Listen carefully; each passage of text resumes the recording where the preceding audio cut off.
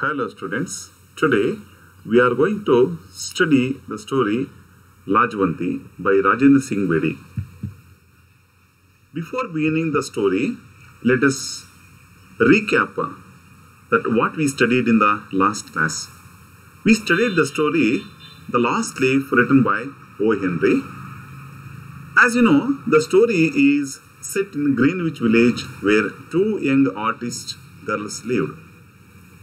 One girl suffering from pneumonia. She feels she would die when the last leaf falls. Another artist paints the leaf on the wall so that the woman survives. The artist who paints the last leaf dies of pneumonia that night. The story touches and moves the hearts of the readers. So this is the story we learned in the last class. The title of the story is The Last Leaf. Now, before beginning the story Lajwanti, let us know the learning objectives and learning outcomes of this class. Then what is the learning objective? To enable the students to know the writer's life and literally contribute in brief. Then learning outcome is the students will know writer's life and literary contribution. So this is about the content of this present class. So in this class you are going to know about Rajendra Singh Bedi and the two main characters of the story, that is the protagonist and his wife. Babu Sundarlal is the protagonist and his wife is Lajwanti, and by his social service we are going to learn about their life. Now, before beginning the story, let us know about Rajendra Singh Bedi.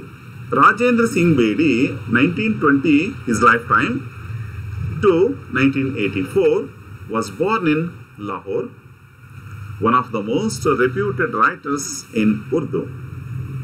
He won the Sahitya Academy Award. Lajwanti, the present story, is one of his best short stories. The story pictures the sufferings of women during the partition of the country. Lajwanti, here in this story, she becomes a representative of suffering women at the time of partition. The story depicts the longing and anguish of Lajwanti. Now, let us know about the story. The story is set in the wake of the India-Pakistan partition. During the partition, tens of thousands of Hindus and Muslims were forced to pack and leave. Families living on the border had to migrate to their homelands. In the midst of all this pain, anguish, separation, and a large-scale identity crisis, displaced people began attacking the enemies through thefts, violence, and abductions. As was the case with the protagonist Sundarlal and his wife Lajwanti, who was abducted. ಕಥೆ ಆರಂಭ ಆಗುವಂತಹ ಸಂದರ್ಭದಲ್ಲಿ ಲಾಜವಂತಿ, ಸುಂದರ್ಲಾಲ್ ಎನ್ನುವಂತಹ ನಮ್ಮ ಕಥಾನಾಯಕನ ಹೆಂಡತಿ ಲಾಜವಂತಿ, ಆಕೆಯನ್ನ ಪಕ್ಕದ ನೆರೆಯ ಪಾಕಿಸ್ತಾನ ರಾಷ್ಟ್ರಕ್ಕೆ ಆಕೆಯನ್ನು ಅಪಹರಣ ಮಾಡಲಾಗಿರ್ತದೆ. ಈಗ ಸುಂದರ್ಲಾಲ್ ತನ್ನ ಹೆಂಡತಿಯನ್ನು ಕಳೆದುಕೊಂಡಿರ್ತಾನೆ. ಆ ಸಂದರ್ಭದಲ್ಲಿ ಸುಂದರ್ಲಾಲ್ ಅನುಭವಿಸುವಂತಹ ಒಂದು ವೇದನೆಯನ್ನು, ಅದರ ಜೊತೆಯಲ್ಲಿ ಲಾಜವಂತಿ ಅನುಭವಿಸುವಂತಹ ವೇದನೆ, ನಂತರ ಲಾಜವಂತಿ ಪಾಕಿಸ್ತಾನದಿಂದ ಮರಳಿ ತನ್ನ ದೇಶಕ್ಕೆ, ತನ್ನ ಮನೆಗೆ, ತನ್ನ ಗಂಡನ ಜೊತೆ ಸೇರಿಕೊಂಡಾಗ ಆಕೆ ತನ್ನೊಳಗೆ ಅನುಭವಿಸುವಂತಹ ವೇದನೆಯನ್ನು ಈ ಕಥೆಯ ಮೂಲಕ ನಾವು ನೋಡ್ತಾ ಹೋಗ್ತೀವಿ. ಇದು ನಮ್ಮ ದೇಶ 1947ನೇ ಇಸವಿಯಲ್ಲಿ ಸ್ವಾತಂತ್ರ್ಯ ಬಂದಂತಹ ಸಂದರ್ಭದಲ್ಲಿ ದೇಶ ವಿಭಜನೆ ಆಯಿತು, ಒಂದು ಭಾರತ ಮತ್ತೊಂದು ಪಾಕಿಸ್ತಾನ ಅಂತ. ಆ ಸಂದರ್ಭದಲ್ಲಿ ಈ ಪಾಕಿಸ್ತಾನ ಉದ್ದಕ್ಕೂ ಇರುವಂತಹ ಗಡಿ ಪ್ರದೇಶದಲ್ಲಿ ಇರುವಂತಹ ಜನರು ಅನುಭವಿಸುವಂತಹ ಯಾತನೆಗಳನ್ನು ಈ ಕಥೆಯ ಮೂಲಕ ನಾವು ನೋಡ್ತಾ ಹೋಗ್ತೀವಿ. ಇಲ್ಲಿ ಲಾಜವಂತಿ ಅಂತಕ್ಕಂಥ ಒಬ್ಬ ಹೆಣ್ಣು ಮಗಳು ಕೇವಲ ಆ ನೋವನ್ನು ಅನುಭವಿಸುವಂಥ ಇಡೀ ಆ ಮಹಿಳಾ ಸಮುದಾಯದ ಹೆಣ್ಣು ಸಮುದಾಯದ ಒಂದು ಧ್ವನಿಯಾಗಿ ಪ್ರತಿನಿಧಿಯಾಗಿ ಈಕೆ ನಿಲ್ತಾ ಹೋಗ್ತಾಳೆ. Now, Sundarlal had lost his wife Lajavanti to abductors. He had abandoned all hope of finding her again. ಆತ ತನ್ನ ಹೆಂಡತಿ ಮತ್ತೆ ಬರ್ತಾಳೆ ಅನ್ನುವ ಯಾವ ಭರವಸೆಯನ್ನು ಕೂಡ ಆತ ಇಟ್ಕೊಂಡಿಲ್ಲ. ಆ ಎಲ್ಲ ಭರವಸೆಗಳನ್ನು ಆತ ಕಳ್ಕೊಂಡಿದ್ದಾನೆ. He put his heart and soul into the rehabilitation of those women who were abducted. ಹಾಗಾಗಿ ತನ್ನ ಹೆಂಡತಿಯಂತೂ ಇಲ್ಲ, ಈ ರೀತಿ ಯಾರು ನೆರೆಯ ರಾಷ್ಟ್ರಕ್ಕೆ ಅಪಹರಣಕ್ಕೆ ಒಳಗಾಗಿರ್ತಾರೋ ಅಂತಹ ಹೆಣ್ಣು ಮಗಳನ್ನು ಮತ್ತೆ ಮರಳಿ ಬಂದಾಗ ಅವರನ್ನು ದಯಮಾಡಿ ನಿಮ್ಮ ಮನೆಯಲ್ಲಿ ಸೇರಿಸ್ಕೊಳ್ಳಿ, ನಿಮ್ಮ ಮನೆಗಳಲ್ಲಿ ನಿಮ್ಮ ಮನಸ್ಸುಗಳಲ್ಲಿ ಅಂತ ಆ ಒಂದು ಸಾಮಾಜಿಕ ಸೇವೆಗೆ ತಾತ ತನ್ನನ್ನು ಮುಳುಪಾಗಿಟ್ಕೊಳ್ತಾನೆ. Abducted women were brought back but not accepted into their own homes. ಈ ಅಪಹರಣಕ್ಕೆ ಒಳಗಾದಂತಹ ಹೆಣ್ಣು ಮಕ್ಕಳನ್ನು ಮತ್ತೆ ಮರಳಿ ಕರೆತಂದಾಗ ಆ ಮನೆಯ ಪುರುಷರು ಆಕೆಯನ್ನು ಬಿಟ್ಕೊಳ್ಳಲ್ಲ. ಅಕಸ್ಮಾತ್ ಅವರನ್ನು ಒಳಗೆ ಬಿಟ್ಕೊಂಡ್ರೂ ಕೂಡ ಅವರ ಮನಸ್ಸಿನಲ್ಲಿ ಅವರಿಗೆ ಸ್ಥಾನವನ್ನು ಕೊಡೋದಿಲ್ಲ ಬಹಳಷ್ಟು ಕುಟುಂಬಗಳ. The campaign was started by the residents of Mohalla Shakoor. ಇಲ್ಲಿ ಈ ಒಂದು ಸಮಾಜ ಸೇವೆಗೆ ಮುಡುಪಾಗಿಟ್ಟಿರ್ತಕ್ಕಂತಹ ಬಾಬು ಸುಂದರ್ಲಾಲ್ ಒಂದು ಸಮಿತಿ ಒಳಗೆ ಆತ ಒಬ್ಬ ಸದಸ್ಯನಾಗಿ ಸಕ್ರಿಯ ಕಾರ್ಯದರ್ಶಿಯಾಗಿ ಸೇರ್ಕೋತಾನೆ.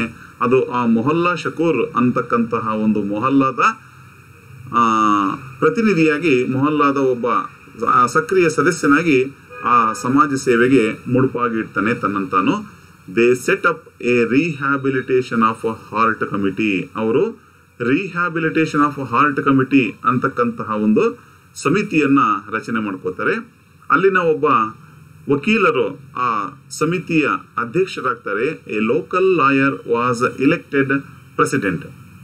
ಮತ್ತು ನಮ್ಮ ಬಾಬು ಸುಂದರ್ಲಾಲ್, ನಮ್ಮ ಕಥಾನಾಯಕ Babu Sundarlal was elected as the secretary of that committee. ಅವನ ಗೆಳೆಯರು Rasalu and Nekiram were his friends. Sundarlal was urging the families and husbands of these women to rehabilitate them into your hearts. ದಯಮಾಡಿ ಅಪಹರಣಕ್ಕೆ ಒಳಗಾಗಿ ನೆರೆಯ ದೇಶಗಳಲ್ಲಿ ಸಾಕಷ್ಟು ನೋವುಗಳನ್ನು, ಯಾತನೆಗಳನ್ನು, ವೇದನೆಗಳನ್ನು ಅನುಭವಿಸಿರ್ತಕ್ಕಂಥ ಆ ಮಹಿಳೆಯರು ಮರಳಿ ಬಂದಾಗ ದಯಮಾಡಿ ಅವರನ್ನು ನಿಮ್ಮ ಮನೆಯ ಒಳಗಷ್ಟೇ ಅಲ್ಲದೆ rehabilitate them into your hearts, ಅಂದರೆ ನಿಮ್ಮ ಹೃದಯದ ಒಳಗೆ, ನಿಮ್ಮ ಮನಸ್ಸಿನೊಳಗೆ ಅವರಿಗೆ ಸ್ಥಾನವನ್ನು ಕೊಡಿ ಅಂತ ಅವರು ಪ್ರತಿನಿತ್ಯ ಘೋಷಣೆಗಳನ್ನು ಕೂಗ್ತಾ ಹೋಗ್ತಾ ಇರ್ತಾರೆ. Every day Sundarlal use to take out processions and speeches. ಪ್ರತಿನಿತ್ಯ ಈ ಸುಂದರ್ಲಾಲ್ ಮತ್ತು ಆತನ ರಿಹ್ಯಾಬಿಲಿಟೇಷನ್ ಆಫ್ ಹಾರ್ಟ್ಸ್ ಕಮಿಟಿ, ಈ ಸಮಿತಿಯು ಪ್ರತಿನಿತ್ಯ ಮೆರವಣಿಗೆಗಳನ್ನು ಮಾಡ್ತಾ, ಘೋಷಣೆಗಳನ್ನು ಕೂಗ್ತಾ, ಅಲ್ಲಲ್ಲಿ ಭಾಷಣವನ್ನು ಮಾಡ್ತಾ ಹೋಗ್ತಾ ಇರುತ್ತೆ. He had drowned his personal sorrow by plunging into social service. ಈಗಾಗಲೇ ನಮ್ಗೆ ಗೊತ್ತಾಗಿದೆ, ಆತ ತನ್ನ ಸ್ವಂತದ ವೈಯಕ್ತಿಕ ನೋವನ್ನು ಈ ಸಮಾಜ ಸೇವೆಗೆ ತೊಡಗಿಸ್ಕೊಳ್ಳೋದ್ರ ಮೂಲಕ ಆತ ತನ್ನ ನೋವನ್ನು ಆತ ಮರೆತಿದ್ದಾನೆ.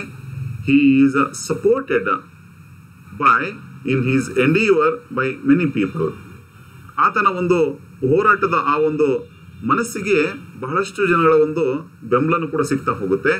But at the same time he faces opposition from orthodox religious section in society. ಆ ಸಂಪ್ರದಾಯವಾದಿಗಳ ಒಂದು ವಿರೋಧವನ್ನು ಈತ ಎದುರಿಸುವಂತಹ ಸಂದರ್ಭಗಳು ಸಾಕಷ್ಟು ಬರ್ತವೆ. He had behaved very badly towards his Lajavanti when he was with him.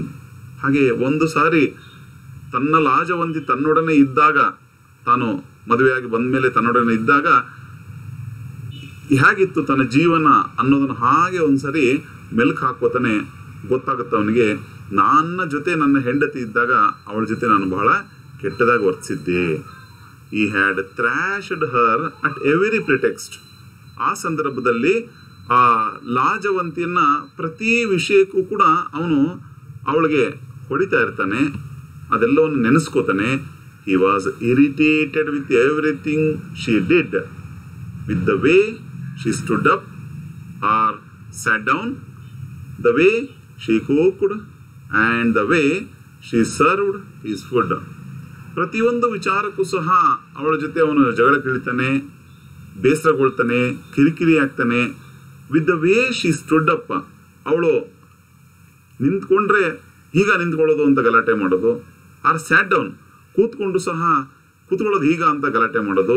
The way she cooked, ಅಡುಗೆ ಮಾಡಿದರೆ ಹೀಗ ಅಡುಗೆ ಮಾಡೋದು ಅಂತ ಅವನು ಗಲಾಟೆ ಮಾಡೋದು, ಅಡುಗೆ ರುಚಿ ಇಲ್ಲ, ಅದು ಇಲ್ಲ, ಇದಿಲ್ಲ ಅಂತ. And the way she served his food, ಬಡಿಸುವ ವಿಚಾರಕ್ಕೂ ಸಹ ಅವಳ ಜೊತೆ ಅವನು ಜಗಳ ಆಡ್ತಾ ಇರ್ತಾನೆ. ಅವಳನ್ನು ಪ್ರತಿ ಸಂದರ್ಭದಲ್ಲೂ ಕೂಡ ಅವಳನ್ನು ಹೊಡಿತಾ ಇರ್ತಾನೆ. His poor Lajo was as slender as the cypress. ಆದರೆ ಆಕೆ ಮಾತ್ರ ಬಹಳ ತುಂಬ ನಯವಾದ ನಾಜೂಕಿನ ಹೆಣ್ಣು ಮಗಳು. Lajo forgot everything about the thrashing as soon as it was over. Her slim figure was full of robust health. ಆಕೆ ತೆಳ್ಳಗಿದ್ರು ಕೂಡ ಆರೋಗ್ಯವಂತಳು. ಜಗಳ ಆದ ತಕ್ಷಣ ಅದನ್ನು ಮರೆತು ಬಿಡ್ತಿದ್ಲು. Sundarlal had met Lajwanti at her sister's wedding. ಮೊಟ್ಟ ಮೊದಲ ಬಾರಿಗೆ ಲಾಜವಂತಿಯನ್ನ ಈ ಸುಂದರ್ಲಾಲ್ ಆಕೆಯ ಸಹೋದರಿಯ ಮದುವೆಯಲ್ಲಿ ನೋಡ್ತಾನೆ. He had come with the bride grooms party. ಈ ಸುಂದರ್ಲಾಲ್ ಮದುಮಗನ ಜೊತೆಯಲ್ಲಿ ಹೋದಾಗ ಆ ಲಾಜವಂತಿಯನ್ನ ಆತ ನೋಡ್ತಾನೆ. He would say to himself, if I get another chance, I would really rehabilitate her in my heart. ಇದೆಲ್ಲವನ್ನು ಕೂಡ ಪ್ರತಿನಿತ್ಯ ಆತ ಈ ಮೆರವಣಿಗೆಯನ್ನು ಹೋದಾಗ, ರಿಹ್ಯಾಬಿಲಿಟೇಷನ್ ಆಫ್ ಆರ್ಟ್ಸ್ ಕಮಿಟಿ ಮೆರವಣಿಗೆ ಹೋಗುವಂತಹ ಸಂದರ್ಭದಲ್ಲಿ ಅಲ್ಲೊಂದು ಜನಪದ ಗೀತೆಯನ್ನು ಹಾಡ್ತಾ ಹೋಗ್ತಾರೆ. ಆ ಜನಪದ ಗೀತೆಯನ್ನು ಹಾಡುವಂಥ ಸಂದರ್ಭದಲ್ಲಿ ತನ್ನ ಹೆಂಡತಿಯಾದ ಲಾಜವಂತಿ ನೆನಪಾಗ್ತಾಳೆ. ಇದೆಲ್ಲವನ್ನು ನೆನೆಸ್ಕೋತಾನೆ. ತಾನು ಹೊಡೆದದ್ದು, ಬೈದದ್ದು ಪ್ರತಿಯೊಂದನ್ನು ನೆನೆಸ್ಕೊಂಡು ಮತ್ತೊಂದು ಜೀವನದಲ್ಲಿ ಅವಳ ಜೊತೆ ಬದುಕುವಂತಹ ಅವಕಾಶ ಸಿಕ್ಕರೆ ಅವಳನ್ನು ನನ್ನ ಹೃದಯದಲ್ಲಿ ಬಚ್ಚಿಡ್ತೇನೆ, ಹೃದಯದಲ್ಲಿ ಅವಳಿಗೆ ಸ್ಥಾನವನ್ನು ಕೊಡ್ತೇನೆ ಅಂತ ಅವನು ತಾನೇ ಹೇಳ್ಕೊತಾನೆ. He would say to himself, if I get another chance I would really rehabilitate her in my heart. He would recall her at every pretext after singing, the leaves of Lajavanti wither at the touch of human hands. ಈ ಒಂದು ಜನಪದ ಹಾಡು ಯಾವುದು? The leaves of Lajavanti wither at the touch of human hands.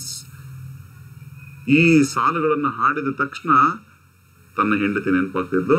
He feels the society is rotten which refuses the abducted women. ಆಗ ಈ ಸಮಾಜನೇ ಹಾಳಾಗಿದೆ ಅಂತ ತನಗೆ ಗೊತ್ತಾಗುತ್ತೆ ಅನಿಸುತ್ತೆ ಅವನಿಗೆ. ಯಾಕಂದರೆ ಅಪಹರಣಕ್ಕೆ ಒಳಗಾದಂಥ ಹೆಣ್ಣು ಮಕ್ಕಳನ್ನು ಇವರು ತಿರಸ್ಕಾರ ಮಾಡ್ತಾರೆ ಅಂದರೆ ಈ ಸಮಾಜದಲ್ಲಿ ಸ್ವಾಸ್ಥ್ಯ ಹಾಳಾಗಿದೆ ಅಂತ ತಾನು ಹೇಳ್ಕೊಳ್ತಾನೆ. He exhorted the men never to remind the past experiences of these abducted women. ಅಪಹರಣಕ್ಕೆ ಒಳಗಾದಂಥ ಮಹಿಳೆಯರು ವಾಪಸ್ಸು ಮರಳಿ ಬಂದಾಗ ದಯಮಾಡಿ ಪುರುಷರೇ, ನೀವು ಸಹೋದರ ಆಗಿರಬಹುದು ಅಥವಾ ಗಂಡನೇ ಆಗಿರಬಹುದು, ತಂದೆ ಆಗಿರಬಹುದು, ದಯಮಾಡಿ ಆ ಹೆಣ್ಣು ಮಗಳ ಆ ಹಳಿಯ ನೆನಪುಗಳನ್ನು ದಯಮಾಡಿ ನೀವು ಕೆದಕಬೇಡಿ, ನೆನಪಿಸ್ಬೇಡಿ ಅಂತ ಅವರಿಗೆ ಒತ್ತಾಯ ಮಾಡ್ತಾ ಇರ್ತಾನೆ. Because they had become as sensitive as lajwanti plant. Mohalla Shakoor committee was organising morning processions. ನಮ್ಗೆ ಗೊತ್ತಾಯಿತು, ಪ್ರತಿನಿತ್ಯ ಅವರು ಮಾರ್ನಿಂಗ್ ಪ್ರೊಸೆಷನ್ಸನ್ನು, ಮೆರವಣಿಗೆಯನ್ನು ನಡೆಸ್ತಾ ಇದ್ರು. The early hours of dawn were blissfully peaceful, no hubbub of people, no noise of traffics. ಆ ಮುಂಜಾನೆಯ ಹೊತ್ತಲ್ಲಿ ಜನಜಂಗುಳಿ ಇರೋದಿಲ್ಲ, ಯಾವ ಕೂಡ ಟ್ರಾಫಿಕ್ ಕೂಡ ಇರೋದಿಲ್ಲ. People who roused from their slumbers would mutter by the singing. ಈ ಪ್ರೊಸೆಷನ್ಸ್ ಮಾಡ್ತಾ ಹಾಡನ್ನು ಹಾಡ್ತಾ ಬರ್ತಾ ಇರ್ಬೇಕಾದ್ರೆ ಮಲಗಿದಂತಹ ಜನ ತಮ್ಮ ದೀರ್ಘ ನಿದ್ರೆಯಿಂದ ಗೊಣಕೋತಿದ್ರಂತೆ, ಅಯ್ಯೋ ಪ್ರತಿನಿತ್ಯ ಇವ್ರದೊಂದು ಕಾಟನಪ್ಪ ಅನ್ನೋ ಥರ. People listen to Sundarlal's exhortations with patience and sometimes with irritations. ಕೆಲವು ಜನ ಆ ಸುಂದರ್ಲಾಲನ ಘೋಷಣೆಗಳನ್ನು ತಾಳ್ಮೆಯಿಂದ ಕೇಳಿಸ್ಕೊಂಡು ಸುಮ್ಮನೆ ಆಗ್ತಿದ್ರು, ಕೆಲವು ಜನ ಭಾಳ ಕಿರಿಕಿರಿಯನ್ನು ಅನುಭವಿಸ್ತಾ ಇದ್ರು. Some people treated these songs as lullabies to make their children sleep again. ಕೆಲವು ತಾಯಂದ್ರಂತೂ ಈ ಹಾಡುಗಳನ್ನು, ಇವರು ರಿಹ್ಯಾಬಿಲಿಟೇಷನ್ ಆಫ್ ಆರ್ಟ್ಸ್ ಕಮಿಟಿಯವರು ಹಾಡುವಂಥ ಹಾಡುಗಳನ್ನು, ಅಯ್ಯೋ ನಮ್ಮ ಮಕ್ಕಳಿಗೆ ಒಳ್ಳೆ ಜೋಗುಳದ ಹಾಡು ಅನ್ನೋ ಥರ ಅವ್ರಿಗೆ ಆಯಿತು. ಮಕ್ಕಳು ಕೂಡ ಅಷ್ಟೇ ನೆಮ್ಮದಿಯಾಗಿ ಆ ಹಾಡುಗಳನ್ನು ಕೇಳ್ತಾ ಕೇಳ್ತಾ ನಿದ್ದೆ ಮಾಡ್ತಾಯಿದ್ರು. Words which assail one's ears in the early hours of dawn have a habit. They would be going around in the head with insidious intent. Often a person who has not understood. ಈ ಬೆಳಗಿನ ಅವರು ಹಾಡನ್ನು ಹಾಡ್ತಾ ಬರ್ತಾಯಿದ್ರೆ ಬಹಳಷ್ಟು ಜನಕ್ಕೆ ಆ ಹಾಡು ಕೇಳಿ ಕೇಳಿ ಅದರೊಂದು ರೀತಿ ಅಭ್ಯಾಸವಾಗಿ ಹೋಗ್ಬಿಟ್ಟಿತ್ತು, ಹ್ಯಾಬಿಟ್ ಆಗಿತ್ತು. ಆದರೆ ಅದರ ಅರ್ಥ ಮಾತ್ರ ಗೊತ್ತಿರಲಿಲ್ಲ, ಸುಮ್ಮನೆ ಕೇಳಿಸ್ಕೊಂಡು ಅವರೇ ಗುನುಗ್ತಾ ಇದ್ರು.